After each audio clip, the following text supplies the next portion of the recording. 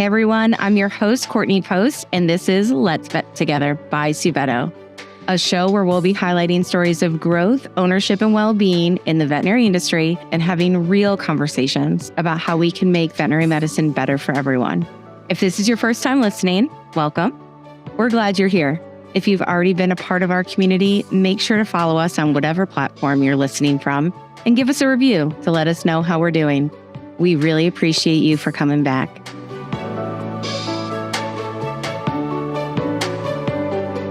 Welcome to Let's Vet Together. Today, I'm super excited to sit down with Ashley Steele, very, very soon to be Dr. Ashley Steele. And we've done this before, Ashley. So we're old hat at this. We're just going to have a great conversation today. So I'm excited. Thank you for joining me again to podcast. Thank you for having me. I'm super excited to be here and I can't wait for our conversation today. This is going to be a good one, something you're super passionate about, and not only passionate about, but took action on, which I love when passion turns into action and a way to really give back to people. But before we dive into all of that, can you formally introduce yourself and share maybe a local treat that you brought along with you to the Let's Vet Together podcast today? Yeah, so I am Ashley Steele. I am a third-year veterinary student going into my fourth year at Midwestern University in Arizona. And I am from Arizona, born and raised. So my local treat is prickly pear lemonade. I love this so much. It is just the right amount of sweet and tangy, and it's perfect. I don't like lemonade, but I like prickly pear lemonade. Pear lemonade. I have had it before. I've actually had you suggest it to me before, and it is delicious. It's also, I feel like it comes on the menu in Texas too. I find it in Texas, a little prickly pear. Yeah, I think maybe some Southern California too. Wherever there's cacti, there's probably prickly pear growing. That's it. Look to your left, look to your right. If you see cacti, there's prickly pear. So. Yeah. So before we dive into this amazing work that you put out into the real world, which we will dive into, can you give us a little bit of your background with us at Suveto, Let's Vet Together podcast is both for our internal team as well as external, and you have been a part of our world and our community and our family for a long time in the harbor community, and have been an envoy at your school as well as participated in our SHIP program. So for our listeners, can you give a little bit of your background into getting into veterinary school, finding harbor, and how that has all shown up for you in your day-to-day? Yeah, so I've always known I wanted to be a veterinarian, which is kind of interesting because when I had said I wanted to be a veterinarian, I didn't have like a pet dog or anything like that. I was 6 years old. It was my kindergarten graduation. I didn't know what a veterinarian was. Like, I didn't know that word. I had said I wanted to be a dog doctor, and the announcer, when we walked across the stage, changed it to veterinarian. And I thought I was being innovative and coming up with something super cool that would be so much fun to do because I loved dogs. I would always be so excited when I would be out and about and see a dog. And so, yeah, it's kind of funny because I never knew a veterinarian. I didn't have a dog at the time. A year later, my parents surprised me with a dog for my birthday. So, yeah. And then from there, I became really passionate about it. I became really passionate about science and STEM. And I just seeked out any opportunity I could to learn more about veterinary medicine. I started working at a veterinary clinic when I was in high school. And then I went to college, got my bachelor's degree in biology, and then was going to graduate and travel the world for a year, but COVID hit. So I decided to go back to a veterinary clinic and work, just get out of the house and do something. And then got into veterinary school, and now I'm here. Yes, Ashley, you have some serious amount of focus and drive. I see it, and I massively respect that.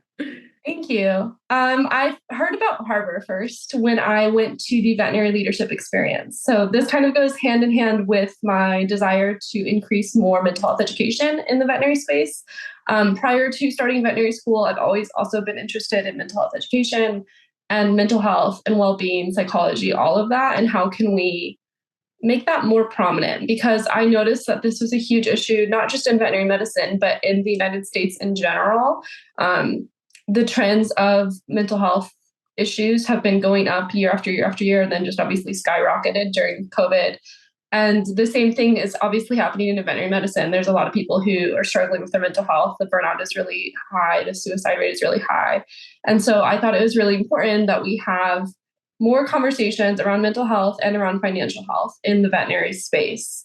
And I remember talking to a veterinarian at that clinic that I worked at prior to vet school about this and how I thought there should almost be some sort of prerequisite for going into veterinary school. They have all of these sciences that you need to have, but there's not a prerequisite course on like financial health. How do you have, you have to take out before vet school even started? Was there something? I was so paranoid about debt. Oh, yeah. You knew how much vet school was going to cost you.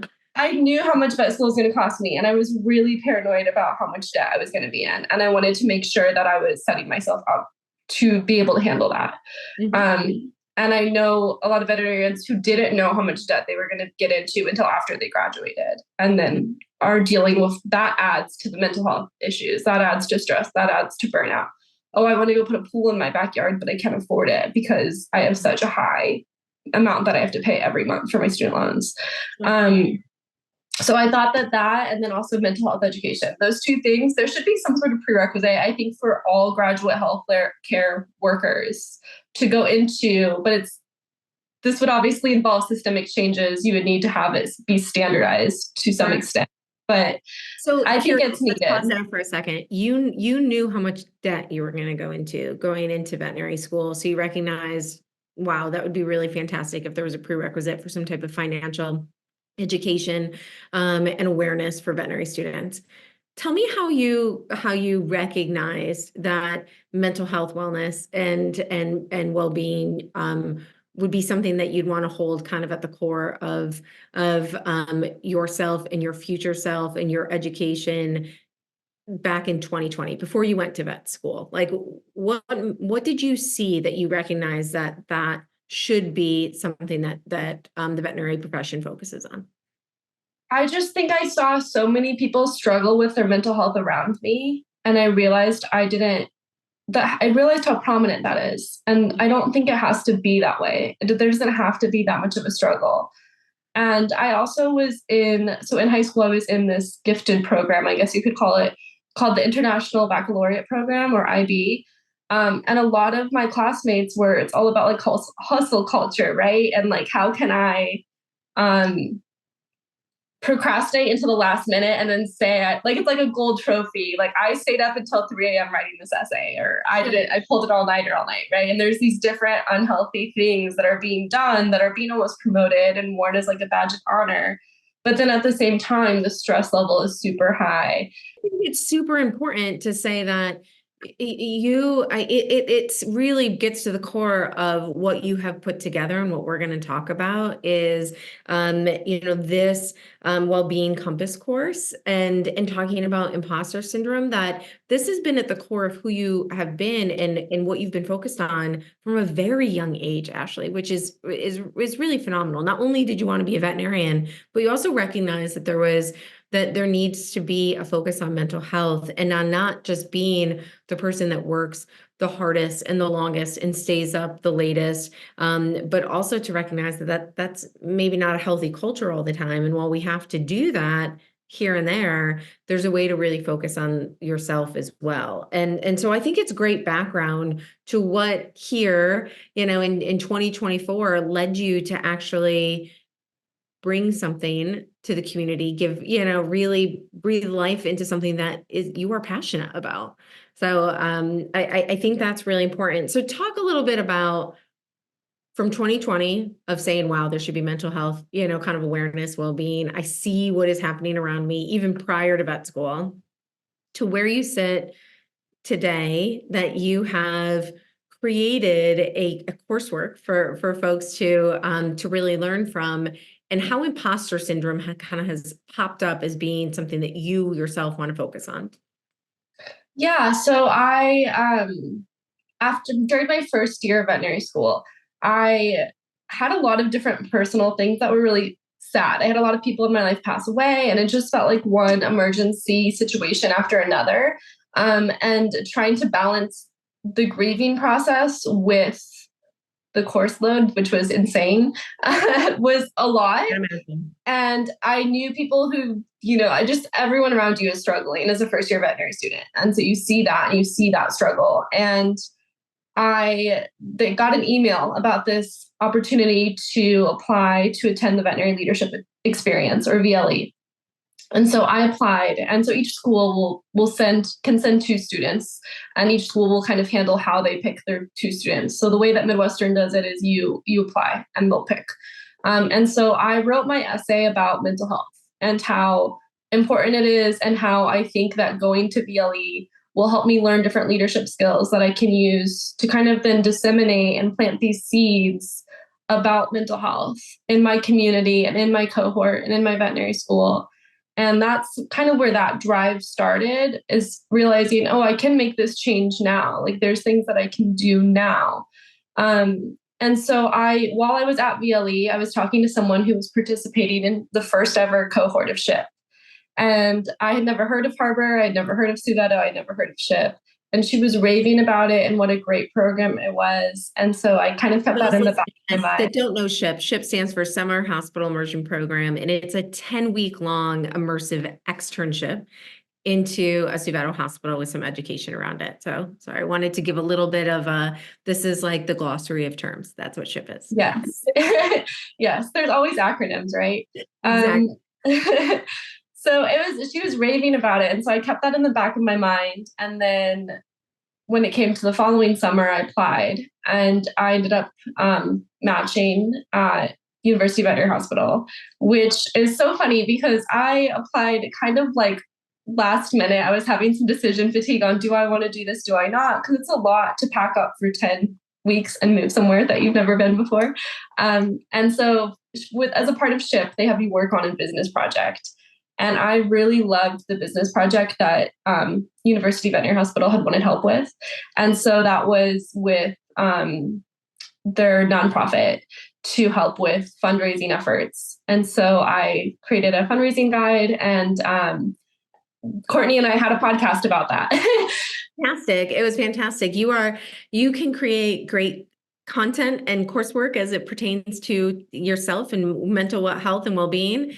And you're also very skilled at reaching out into the community and creating a system by which a nonprofit can sustain its fundraising efforts. So you are a Renaissance woman, Ashley. Well, thank you. Thank you. I feel really passionate about community medicine and how do we make veterinary medicine more accessible to people. So I loved that project, and it was such a great experience. I got to know more about Harbor, more about Suveto. I made friends that I know I'll be friends with these people forever, who also participated in SHIP, who were even at different hospitals in different parts of the country, but we would Zoom in together for our lessons, and it was a great experience. So that's how I got to know Harbor. And then from there, I went to the AVMA convention last summer. And while I was there, I was talking to Rob Trimble, the vice president of Harbor, about his course, GO, Graduation to Ownership. And it's a 2-year business fellowship about where people learn skills that enable them to be better positioned to become practice owners if that's what they desire, or take more ownership over their career in whatever that may look like. And so we were talking about this, and I was like, this is awesome. This is great. And he poses the question, like, how can we help early career veterinarians be better positioned to face their career? And that's when I brought up mental health education and the idea of this course. And that's kind of how the Wellbeing Compass started. Oh, that's so I'm really excited to see it come to fruition. That was the creation moment. That was the creation moment.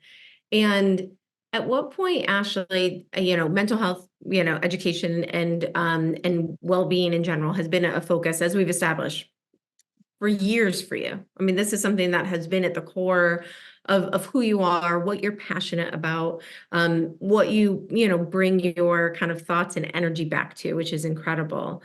But I'd love to isolate your passion around imposter syndrome, because that's really been at the core of a lot of the mental health and curriculum. Is how do you face that every day? Well, how does that show up to you? How do you even define imposter syndrome?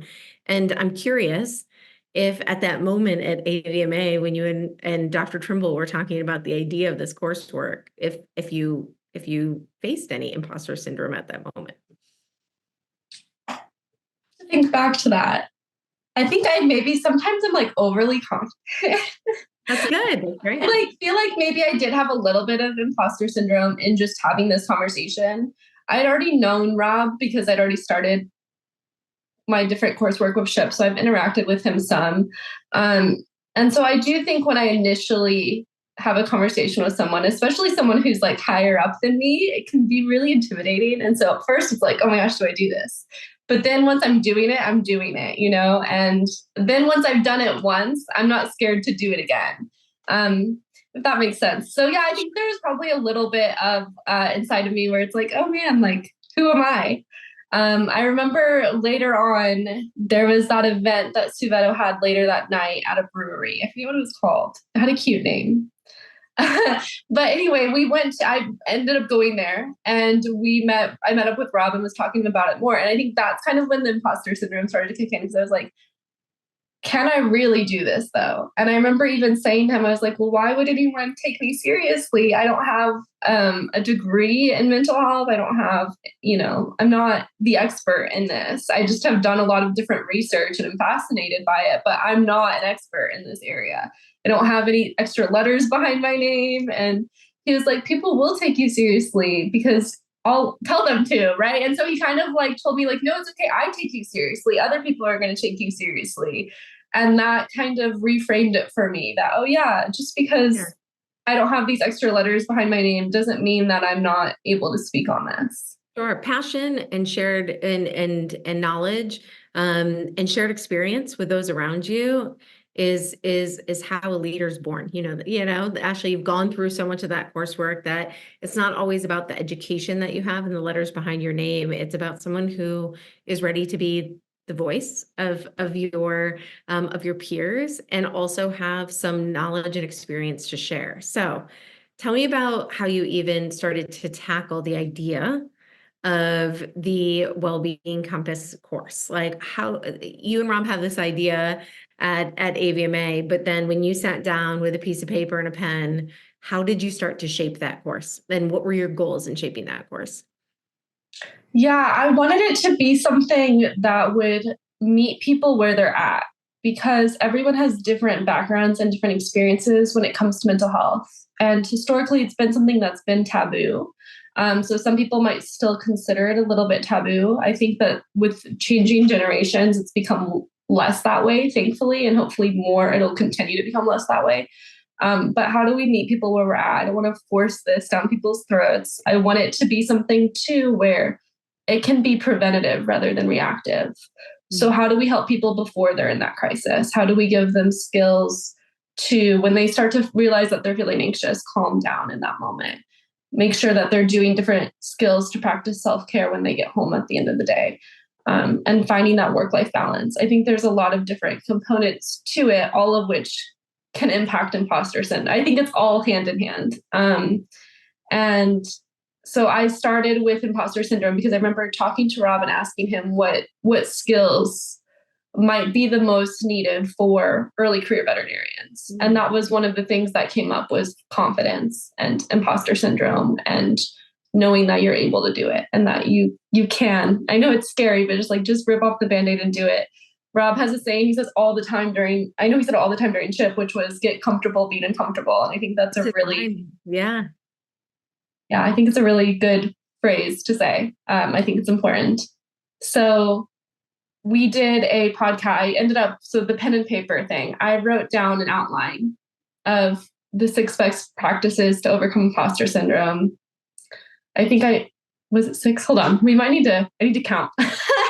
Okay. We can go back. It was 6. 6. Yeah. Okay. The 6 best practices to overcome imposter syndrome. And from there, I was like, I want to make it an acronym. That way people can remember it.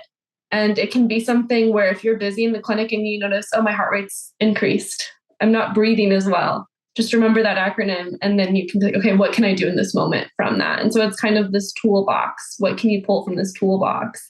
All right. And so give us the acronym, Ashley. Like, let the cat out of the bag. Anchor. Anchor. I love it. And what does that stand for? A is for acknowledging achievements. N is for nourishing self-compassion. C is for creating confidence. H is for hatching realistic goals. O is for being open to support. And R is for reframing negative thoughts. Ooh, good one. I love being open to support. I mean, that is, if we can keep that O at the center of what we do every day, to know that there are a lot of people that are just good at being comfortable being uncomfortable. Like that is, and to acknowledge that and to know that others are there to support you in those moments, is a big step. So I love Anchor. That is a great way to reframe. So who is the course for? Is it only for early career veterinarians, Ashley? Is it only for vet students? In your opinion, who is this course for? I think that it's targeted towards veterinary students and early career veterinarians, but I think the skills are applicable to everyone who works in veterinary industry, whatever your position may be, whether you're a receptionist, a kennel technician, a veterinary technician, it doesn't matter. This imposter syndrome affects everyone. Mental health affects everyone. It's a stressful field. It's really hard. You know, you're dealing with so many different difficult patients where they're sick and you're trying to figure out what's going on with them and you feel bad. A lot of people in this field are very empathetic and care so much about animals. And so you see a sick animal and you want to figure out what's going on, you want to help them. And then attached to that animal, you have an owner who's stressed and worried. And there's all of those complications when it comes to communication and handling their feelings, handling your feelings. And so there's a lot of different things in it that impact mental health that we all face, no matter what your career is or your position is within veterinary medicine. Agree. Where can people find the course, Ashley? How is the course designed and where can they find it? It's on harbor.vet. So if you have the Harbor app or you have the website, there's a URL to it, which I don't have memorized. We'll but attach it to this podcast to anyone that's listening. We'll have a link attached for the Wellbeing Compass course. So we'll help you out. We'll make it easy. yeah, so it's if you go on there and you search Wellbeing Compass course or you click on the link, you'll find it. And right now it's an asynchronous course. It is go at your own pace. And so within each of those letters, ANCHOR, there are different skills. So it's kind of like that's on the macro level. And then beneath that are all these different things you can do to actually initiate that into your day-to-day life. And I tried to offer a variety of different things depending on who you are. Some might work for you, some others might not. And so there's other concepts on there too, such as how to handle difficult clients, how to maintain work-life balance, how to handle burnout, building emotional resiliency. This is just the first edition, I guess you could say, of the That's what I course. was going to ask you. What's next, Ashley? Like what do you see as the progression of this passion of yours and the voice that you are creating for yourself? I really want to grow the Wellbeing Compass course. I want to have more content on there. I want it to be more fruitful, more plentiful.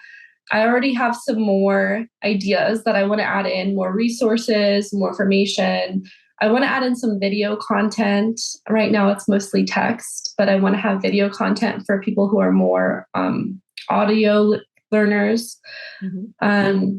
Yeah, so that's kind of where I see it going, is just continuing to grow there slowly but surely, because I am also a full-time veterinary student. Oh, you're a full-time veterinary student as well in clinical rotations right now.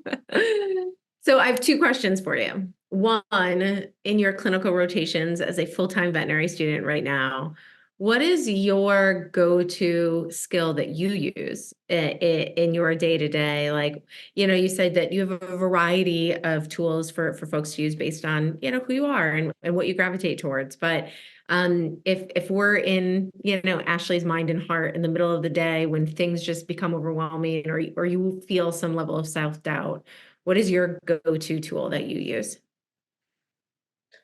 It's a good question.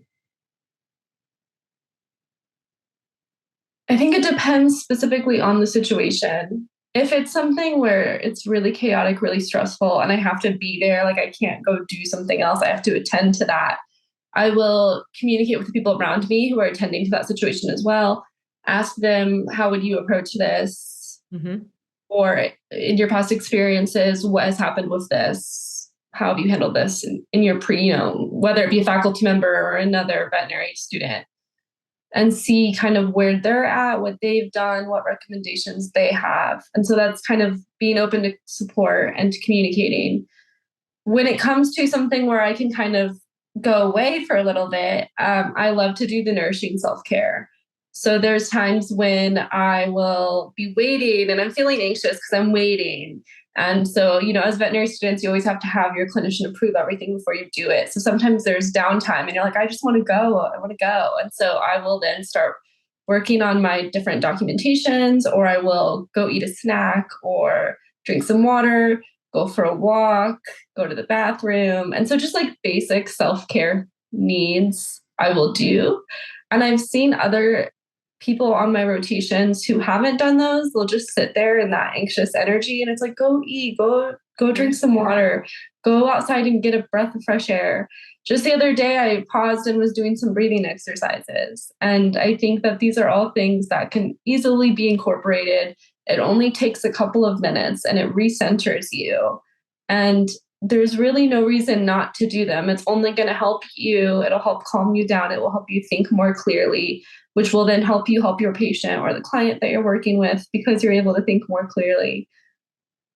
I love that. I think that it's the culmination of a lot of little things that you practice and that you remind yourself of, and that you find the little things that do help you. I love that. As simple as it may sound to some of our listeners that are not a soon to be fourth year veterinary student or a practicing clinician, to remind yourself to go drink water and go to the bathroom is a huge it's a huge tip.